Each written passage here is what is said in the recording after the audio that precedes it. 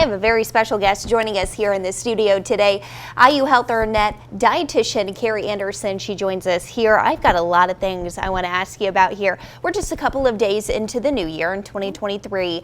A lot of people, I know you guys are sitting there at home saying, oh, that's me. They've set those New Year's resolutions to eat healthy, have a better lifestyle. People sometimes don't follow through with that. So why is that?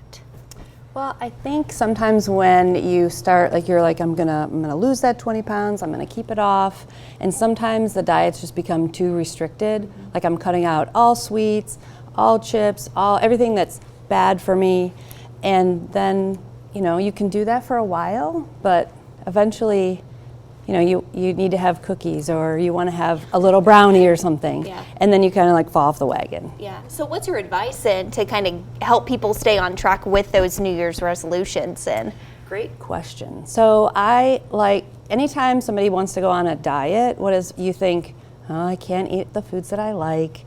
But really, if you think about it as a lifestyle change, I'm going to start eating healthier and having smaller portions of all carbohydrates. We have to watch our portion sizes of fruit. Fruit is good for us, but it still has a lot of carbs, so we have to just watch your portion size. And that includes sweet things like a small brownie once in a while, or a couple of cookies, or the things that you like. You have to be able to include the foods that you really like to eat, although in smaller portions, in order to stick with a lifestyle change. Absolutely, yeah. I like what you said too. Don't cut out those bad foods. Just portion control is extremely important. So keep that in mind as you're setting those new goals. Also, I want to talk about diabetes here. People are getting diagnosed with diabetes more often now. What do you think is a leading cause for that? Well, I think people just aren't as active as they need to be. The guidelines are 150 minutes of activity per week. That's the minimum, so that's 30 minutes a day. And that's not just walking around the house or 30 minutes of doing laundry or things like that. That's like going for a walk for 30 minutes or going to the gym on the treadmill for at least 30 minutes. Because diet or watching your portion size of the foods that you eat and exercise are the #1 way to control diabetes.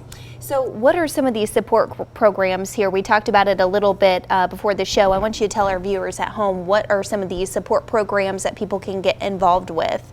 So at IU Health, we have a monthly free diabetes class. It's held every other month at IU Health and then at White Hospital.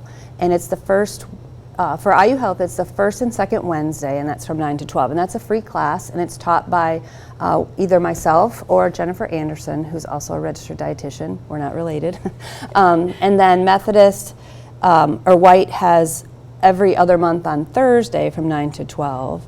And that's free diabetes class. So you don't have to have diabetes to go to the class. You could do pre-diabetes. And then also Nicole Harmison is one of our other dietitians, and she does a diabetes support group.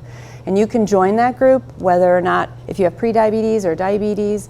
And that one is the last Tuesday of every month from 4 to 4:45 at the Ferry Street location. Awesome. So a lot of great resources out there for everyone at home. If they want to be a part of those, they absolutely can. Mm-hmm. Awesome. Where can they find more information about that too? You can find more information at the IU Health website. You can also, if you're interested in meeting with one of the registered dietitians, there's 4 outpatient dietitians. You can ask your doctor for a referral, and you can come and see us, and we can talk to you about a lot of things. Most importantly, one of the most important things is the outpatient dietitians, we don't tend to write menus or meal plans for people. We like to give you the tools so that you can do that yourself. But we're happy to help. Awesome. Well, Carrie, it was great to talk to you. I find this stuff very interesting. So thank you so much for joining us.